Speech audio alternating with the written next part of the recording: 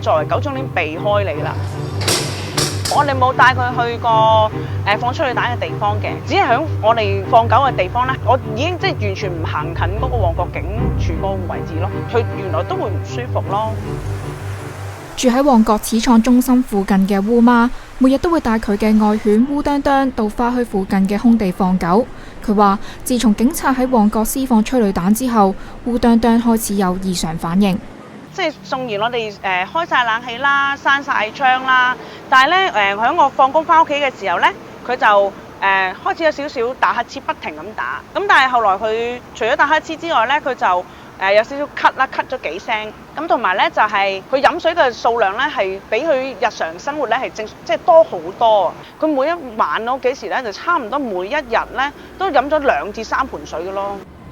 當時烏媽並未有意識到烏啄啄可能係受到催淚彈嘅影響，亦好似平時咁帶烏啄啄外出散步。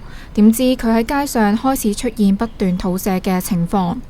佢係出街去廁所嘅，佢唔喺屋企去廁所嘅。咁所以佢出到街去廁所嘅時候呢，俾我發現佢就係突然間會去個大便呢就會爛啦，一路 keep 住呢連續幾日，甚至1個星期都似乎都係冇停止過。對烏啄啄好了解嘅烏媽開始懷疑佢係受到催淚彈影響，佢上網尋求協助，發現唔少狗主亦都有遇到相似嘅情況。因為我唔肯定，所以我就上咗去啲網上面嘅群組度問啲狗友啦咁樣。咁我都將我屋企個情況同埋佢喺街上面嘅情況同啲狗友去分享嘅時候呢，原來係唔少狗友呢屋企嘅狗都出現咁嘅問題咯。我有一次偶然間我就遇到我嘅街坊啦，曾經喺佢放緊狗嘅時候，正正就係放緊催淚彈嘅時間。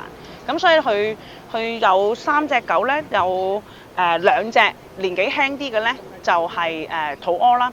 但係年紀最大嗰隻嘅狗呢，隻細狗呢，就屙血啦，直頭。咁多人都共同地因着呢個原因呢，而有出現呢個問題呢，我係都幾懷疑係同催淚彈有關㗎。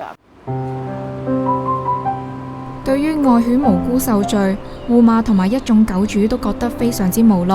佢認為催淚彈對環境甚至對人嘅影響並唔係一時三刻就能夠消失或者被發現，希望警方喺施放催淚彈之前要深思熟慮。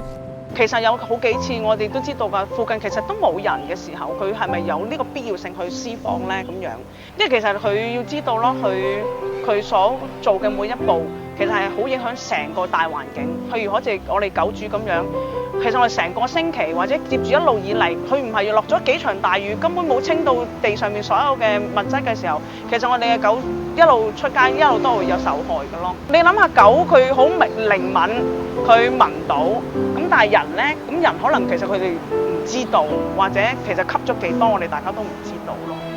東網記者鍾依林報導。